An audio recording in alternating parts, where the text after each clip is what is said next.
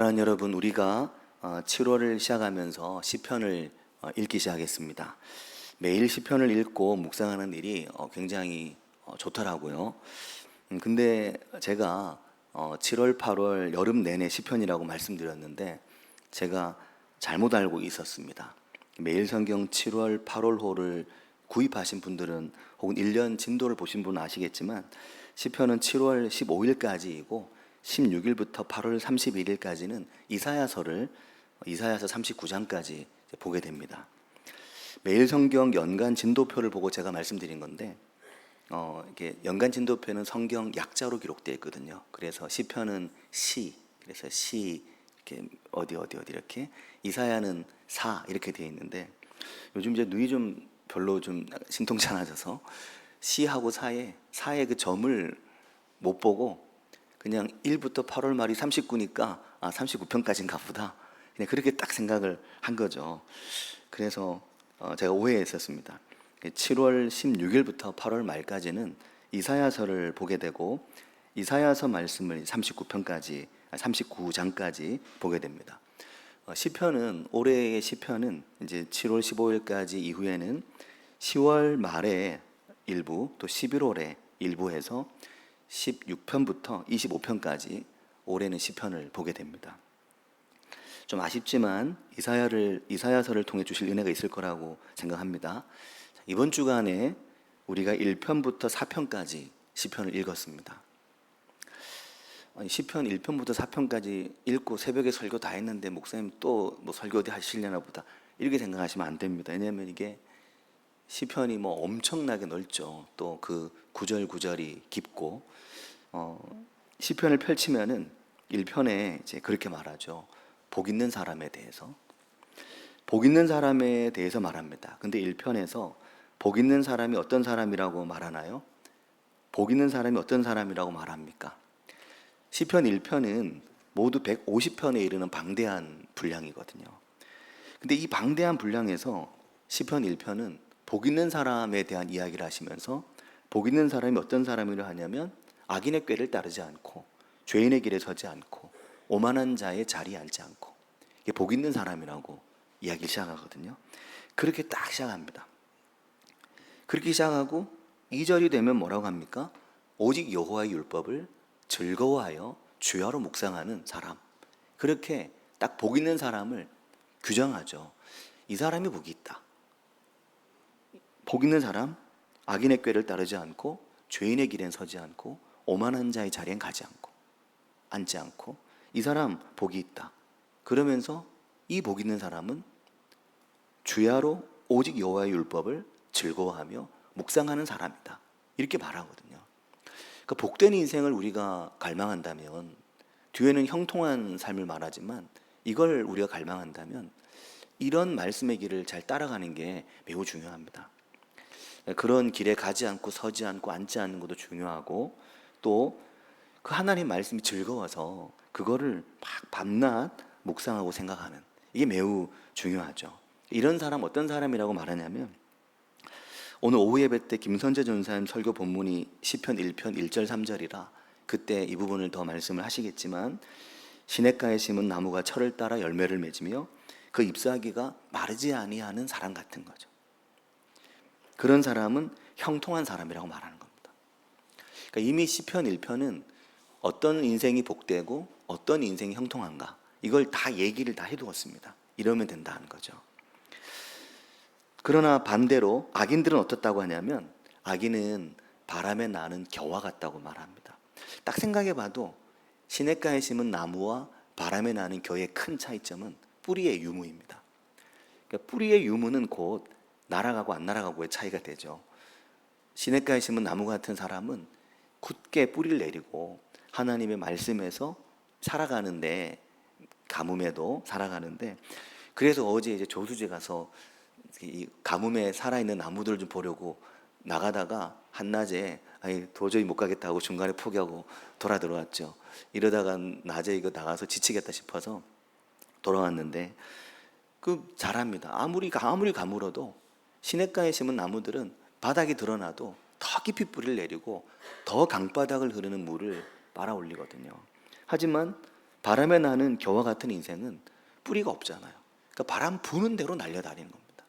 이리 불면 이리 날아가고 저리 불면 저리 날아갑니다. 하나님의 말씀에 뿌리를 내린다는 것이 엄청난 차이를 만들어내는 거죠.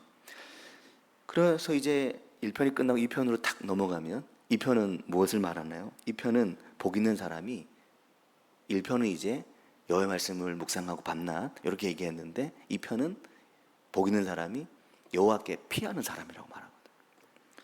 근데 한번 생각해 보시기 바랍니다. 왜 이 말씀을 할까?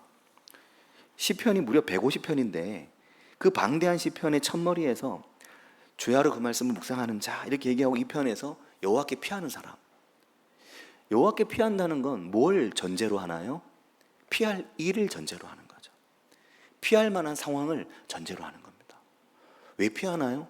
힘들고 고난이고 곤고하기 때문에 피하는 겁니다. 그러니까 시편은 시잖아요. 노래이고 시작하자마자 우리 인생에 피할 일 많고 우리 인생에 곤고함 많고 우리 인생에 아픔이 많고 이걸 이미 전제하고 이야기를 시작하는 겁니다. 그걸 모를 때는 우리가 시편을 그렇게 읽지 않을 때는 시편 시가 찬송이 많나 봐. 그럼 이제 바로 시편 100편 저 뒤쪽에 있는 여호와를 찬양하라 감사하라 여호와를 찬양하라 이게 막 생각나죠. 그럼 여호와를 찬양하는 시편인가 봐 라고 생각하지만 시편의 앞부분은 온갖 고난과 온갖 아픔과 온갖 슬픔과 온갖 내가 때로는 잘못 살고 잘못 걸어온 내 인생의 그 모든 일들을 전제로 합니다. 그러면서 이 편은 이 편 안에서 전체적으로 굉장히 중요한 걸 하나 이야기해서 이 편은 우리가 여러 번 읽어보는 게 필요한데 뭘 이야기하냐면 이 편은 1절부터 12절까지 거의 전체적으로 이 편의 배경에 예수 그리스도가 있습니다. 이 편에 나오는 문장 구석구석들이 성경 전체에서 예수님을 묘사하고 예수님을 표현할 때 예수님이 뭘 하셨다라고 말할 때 이 편에 나오는 단어들과 문장들이 그대로 인용되는 경우가 굉장히 많거든요. 내가 나의 왕을 시온산에 세웠다. 너는 내 아들이라. 이거 예수 그리스도를 예언하고 있는 말씀들입니다. 오늘 내가 너를 낳았다. 내 소유가 땅끝까지 이르리라.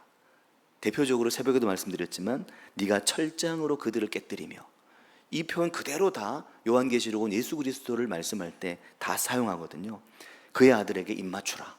이 표현들이 단지 시편 2편이 어떤 왕이나 하나님의 기름 부음 받은 자를 상징하는 걸 넘어서 예수 그리스도에 대해서 선포하고 선언하는 겁니다.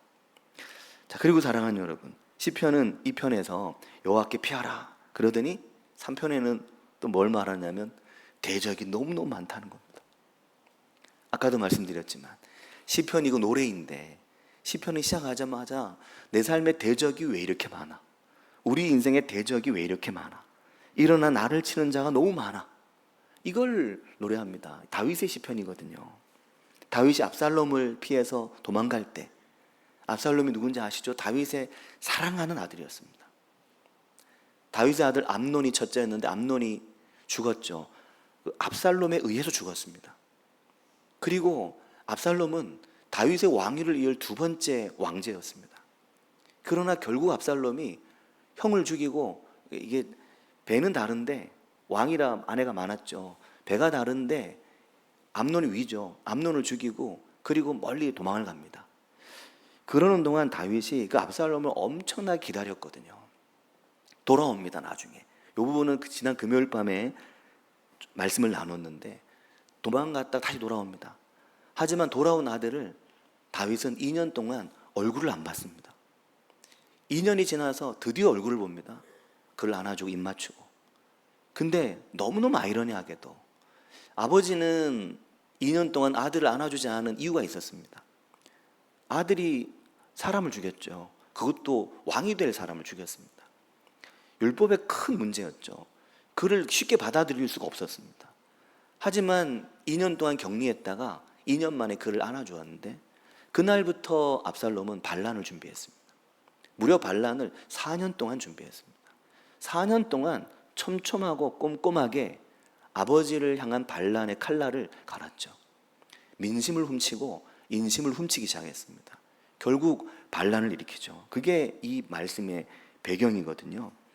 그러니까 다윗이 이때 어떤 상황이었냐면 마음이 너무너무 곤고한 거죠. 아들만 반란을 한 게 아니거든요. 아들의 반란을 부추기고 함께 발을 맞춘 이들이 얼마나 많았겠습니까? 그들이 다윗을 대적이 되는 거죠. 다윗을 비난하고 다윗을 비방하는 것입니다. 그 혹독한 시간을 다윗이 보내고 있는 게 시편 3편이 배경입니다. 사랑하는 여러분, 우리가 시편을 읽어보면 여기만 이런 게 아닙니다. 시편 전체적으로 시편에는 앞부분은 너무너무 괴롭고 뒷부분은 그래도 하나님께서 나와 함께 하신다, 이렇게 끝나는 시편이 거의 대부분이라고 할 만큼 엄청나게 많거든요. 왜 그럴까요? 우리의 인생이 아픔과 눈물을 가지고 있음을 성경은 잘 알고 있는 것입니다. 어릴 때 교회 학교에서 가장 먼저 암송했던 구절이 시편 23편이었거든. 외우고 다녔죠. 또 신학교 다닐 때도 잘 외우고 다녔죠. 요즘에 가물가물해서 그렇지 툭 치면 한 번씩 튀어나오는데 단어가 좀 틀려서 그렇지. 또 이게 문제가 이게 예전날 개역 한글로 외워놔가지고 예전 성경으로 개역 개정을 해버리니까 또 이게 아직까지도 주기도문 사도신경이 헷갈리거든요. 이게 나도 모르게 전능하사 천지를 만드신 이렇게 하게 되거든요. 그게 시편 23편이 그렇잖아요. 여호와는 나의 목자시니 내가 부족함이 없으리로다. 그가 나를 푸른 풀밭에 누이시고 쉴 만한 물가로 인도하시는도다. 어릴 때는 이거 딱 읽으면 다윗이 막 양을 치고 풀밭을 걸어가는 또 배경 그림 그런 게 막 있어요. 그거 상상하죠. 근데 나이가 들어서 어른이 되고 보니까 다윗의 인생이 그런 풀밭이 아니었던 겁니다. 오죽하면 이 가사에도 쉴 만한 물가가 얼마나 필요했으면, 얼마나 척박한 인생이었으면, 또 그 영혼을 소성시키시고 얼마나 그 영혼이 바닥에 떨어지셨으면 그 영혼을 소성시킬까. 내가 사망의 음침한 골짜기로 다닐지라도 얼마나 내가 살아가는 삶의 여건이 사망의 음침한 골짜기였나. 이게 그 시편 23편의 양면이거든요. 얼핏 보면 이렇게 푸른 초장이 그려지지만 자세히 보면 사망의 음침한 골짜기를 걸어가는 다윗의 모습을 볼 수 있는 것이죠.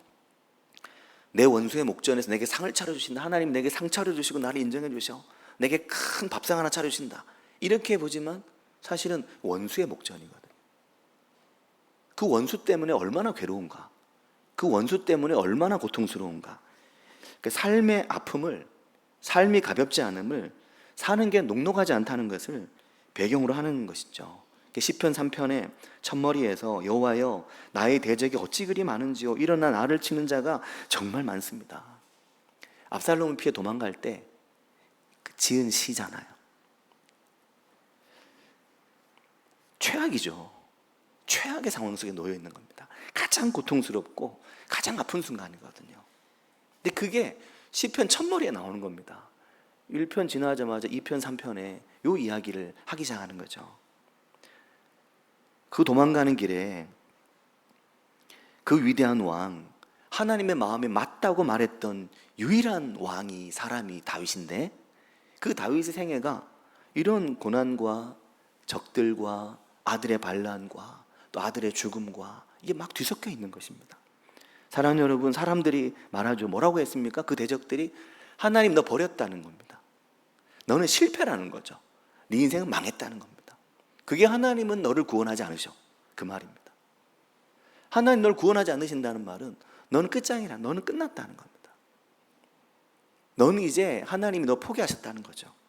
그 말입니다. 이때 다윗이 할 수 있는 게 아무것도 없을 것 같죠. 근데 다윗이 이때 뭘 하거든요. 뭘 하냐면 하나님께 부르짖는 것입니다. 시편은 그걸 우리에게 보여줍니다. 할 수 있는 게 아무도 없지? 그런데 다윗은 왜 없어? 하나님께 부르짖는 겁니다. 하나님이 살아계시고 하나님이 내 삶을 보고 계시기 때문에, 하나님이 사망의 음침한 골짜기를 지나갈지라도 나와 함께 동행하시기 때문에 하나님께 부르짖어 기도합니다. 그러면서 여기에 비밀이 있죠. 하나님께 부르짖어 기도할 때 내가 내 목소리로 여호와께 부르짖으니, 그러면서 다윗이 무엇을 경험하냐면 3편 4절에 이런 말씀이 나옵니다. 내가 나의 목소리로 여호와께 부르짖으니 뭐라고 하나요? 그의 성산에서 응답하시는도다. 그래서 시편은 부르짖기도 많이 부르짖지만 그래서 상대적으로 응답도 많은 겁니다. 왜 하나님 내 기도 응답하지 않으시지? 이렇게 보면 덜 부르짖어서일 수 있죠. 다윗은 막 계속 부르짖고 끊임없이 부르짖고 그러면서 하나님이 응답하시는 걸 더 많이 경험하게 되고 그 부르짖음 속에 하나님이 응답하시는 하나님으로 함께 하심을 경험합니다. 그래서 시편은 부르짖기도 많이 부르짖지만 응답도 많이 경험합니다. 그러면서 또 하나 얻는 은혜가 뭐냐면 3편 5절인데 근데 그 고난 속에 내가 누워서 자고 깬다. 그 대적이 많은데 잠이 와? 지금 잠이 오는 거야? 근데 나는 누워서 나는 자고 아침이 되면 깨는데 깨어보니까 5절에 뭐라고 말하나요? 여호와께서 나를 붙들어 주시네. 이걸 경험합니다. 내가 너무 괴롭고 너무 곤고해서 밤잠을 설칠 날도 많지만 어느 날 내 안에 하나님이 담대함을 주시고 내가 누워 편히 잤는데 아침에 깨고 보니 하나님이 나를 붙들고 계시네. 이걸 경험합니다. 사람들은 아니 잠이 와? 잠이 오는 거야? 이 상황이 잠이 온다고? 말하지만 잠이 오지. 이 고난의 밤이 지나고 하나님 나를 붙들어 주시니까. 그래서 다윗은 3편 6절에 뭐라고 하나요? 천만인이 나를 애워싸 싼다 하여도 애워싸 진을 친다 하여도 나는 두려워하지 않으리라 선포합니다. 10,000,000명이 나를 둘러싸서 진을 친다고 해도 지난 수요일에 시편 59편이었거든요. 다윗의 집을 찾아와서 집을 지킬 때 그래도 나는 두려워하지 않는다. 왜입니까? 여호와 하나님이 결국 내게 구원을 주실 분이시기 때문에. 이게 3편의 마무리입니다. 3편의 결론은 구원이 여호와 하나님께 있기 때문이야. 너희들이 구원이 있니 없니 말한다고 있고 없고 한 게 아니야. 구원은 여호와 하나님께 있어. 하나님이 그의 복을 그의 백성에게 내리시기 때문이야. 이걸 선포하죠. 사랑하는 여러분, 그리고 오늘 이제 4편을 우리가 읽었는데 4편 앞부분을 함께 읽었는데 이 시편에서 3편, 4편, 5편은 이게 구체적인 연결고리를 써놓진 않았지만 다윗이 압살롬을 피할 때 지은 시로 대개 해석을 합니다. 왜냐하면 너무 잘 연결이 되고 있기 때문에 편을 나누어 놓았을 뿐이지 다윗이 압살롬을 피해서 도망할 때 썼던 시편에 정서적으로 연결이 더 된다고 해석을 하거든요. 근데 이때가 이제 압살롬을 피할 때였죠. 도망갈 때. 아까도 말씀드렸지만 압살롬을 피해서 도망가지만 그 마음속에는 압살롬에 대한 사랑이 있거든요. 내게 칼을 겨누지만 아버지의 그를 향한 사랑은 이루 말할 수 없이 큽니다. 나를 죽이려고 쫓아오지만 도망가면서 아들을 그리워하죠. 성전 같으면 안 그러시겠어요? 아들이 칼 들고 달려들면 내가 한번 쫙 때려 그냥 이렇게 하시겠어요? 아마 글쎄 어떻게 할까요? 나중에 보면 아시지만 사무엘하 이게 15장이 배경인데 사무엘하 18장에 가면 압살롬이 결국 죽습니다. 반란의 끝에. 이 부분도 우리가 깊이 볼 필요가 있는 부분인데 지금 다룰 수는 없고 다윗의 신복이라고 하는 요압에 의해서 죽습니다. 근데 그 요압과 다윗이 얽힌 관계가 있어요. 그런 부분들은 나중에 기회가 되면 함께 나눌 수 있으면 좋겠는데 요압이 압살롬을 죽일 때 어떻게 죽였냐면 다윗은 반드시 살리라고 그랬거든요. 내 아들을 반드시 살려서 데려오라고 그랬습니다. 근데 요압은 왕의 명령을 듣지 않고 압살롬을 그가 살아있을 때 심장을 찔러서 그를 죽입니다. 다윗이 압살롬을 너무 사랑했거든요. 근데 그가 반란을 일으켰으니 그 마음이 얼마나 아프겠냐는 겁니다. 4편 1절에 그런데 이런 말씀이 나옵니다. 그 고난 중에 그 도피길에 다윗이 뭐라고 하냐면 4편 1절 같이 읽겠습니다. 내 의의 하나님이여 내가 부를 때 응답하소서. 곤란 중에 나를 너그럽게 하셨사오니 내게 은혜를 베푸사 나의 기도를 들으소서. 아멘. 사랑하는 여러분, 이 4편 1절이 가만히 읽어보면 굉장히 이게 참 큽니다. 이게 세 부분으로 나뉘어지거든요. 보면 첫 번째는 내 의의 하나님이여 내가 부를 때 응답하소서. 하나님 응답하실 걸 다윗은 압니다. 내가 기도하면 하나님 내 기도 들으시는 걸 압니다. 내가 하나님, 내 의의 하나님, 내가 부를 때 응답하소서. 그리고 둘째를 지나서 셋째, 마지막 부분에 뭐라고 하냐면 내게 은혜를 베푸사 기도를 들으소서. 하나님 제게 은혜 베푸시고 제 기도 들어주십시오. 그러는데 연결고리가 있습니다. 중간에 뭐라고 말했나요? 곤란 중에 나를 너그럽게 하셨사오니, 이렇게 말합니다. 곤란 중에 나를 너그럽게 하셨사오니. 그러니까 이게 어떤 말인가요? 내 의의 하나님, 내가 부를 때 응답해 주십시오. 곤란 중에 나를 너그럽게 하셨사오니, 나를 너그럽게 하셨죠? 내게 은혜를 베푸시고 기도를 들어주십시오. 하나님이 내가 부르짖고 내 기도를 듣는 과정 중에 어떤 변화가 있었냐면 곤란 중에 다윗의 마음이 너그러워진 겁니다. 사랑하는 여러분, 이 부분이 매우 중요합니다. 이럴 때는 이 부분을 히브리어 성경의 원문을 살펴보는 게 우리에게 큰 유익을 주죠. 곤란 중에 나를 너그럽게 했다는 이 말의 그 생생한 원어적인 의미가 이제 중요하거든요.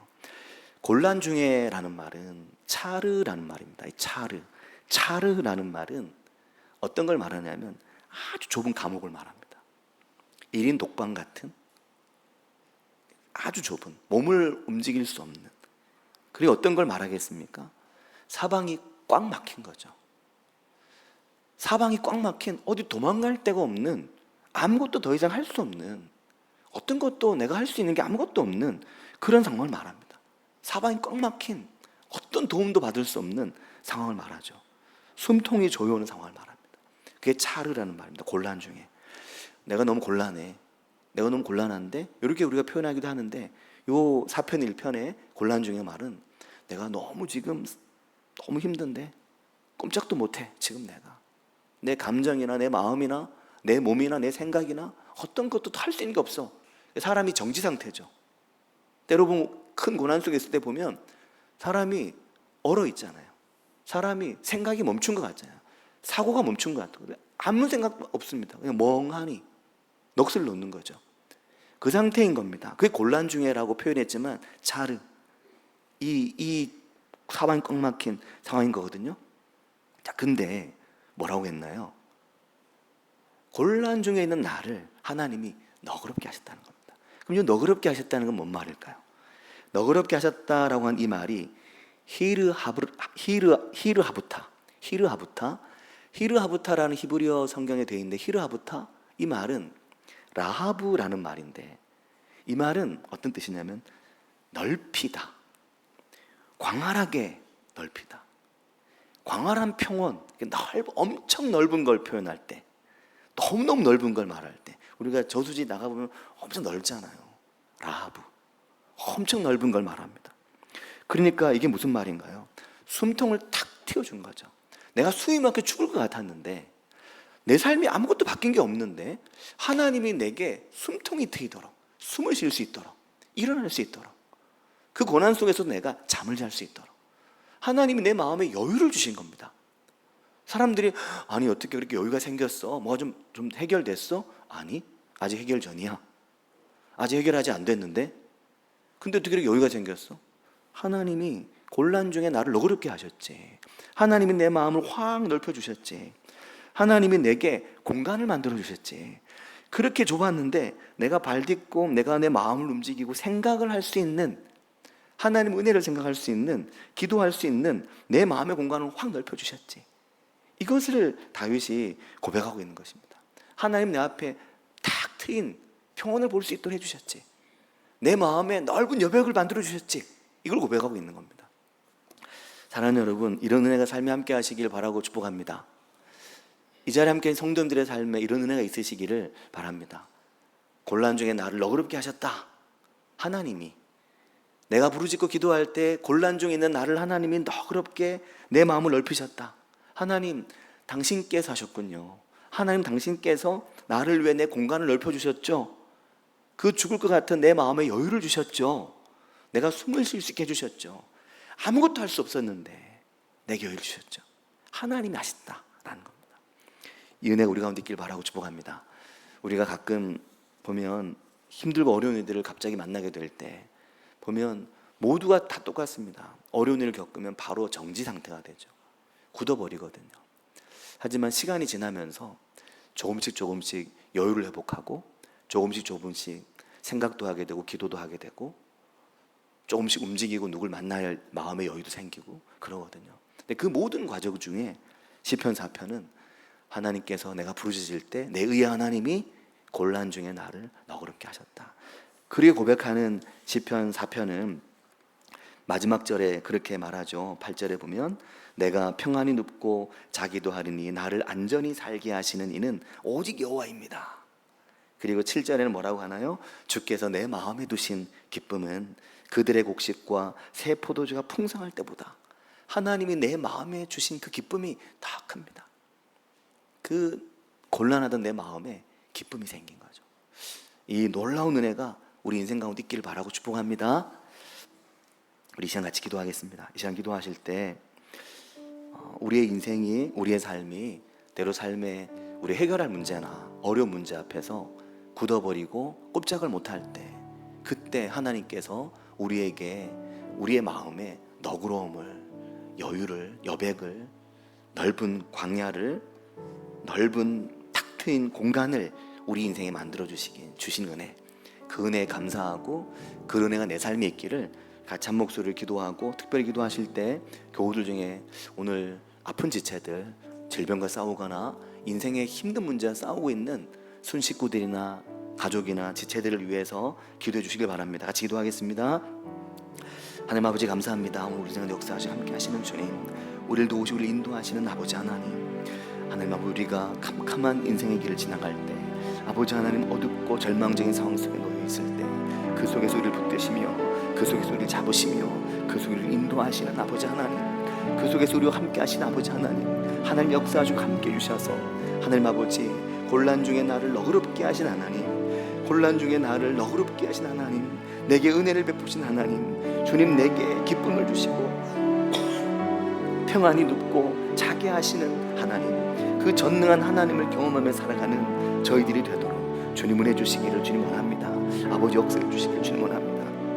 주님 함께 해주시기를 주님 원합니다. 아버지 주님 은혜 부어주시기를 주님 원합니다. 주님 저희 가운데 역사하시며 함께 해주시기를 주님 원합니다. 아버지 저희 인생의 주인 되신 하나님, 저희 삶의 역사하신 하나님, 아버지 오늘도 동행하시며 함께 해주시기를 주님 간절히 원합니다. 아버지 주님 역사하여 주시옵소서. 아버지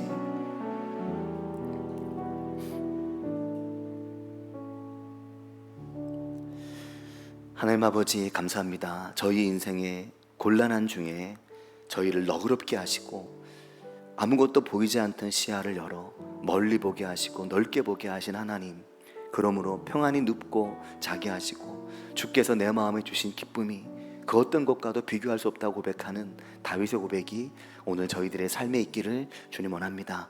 예수님의 이름으로 기도합니다. 아멘.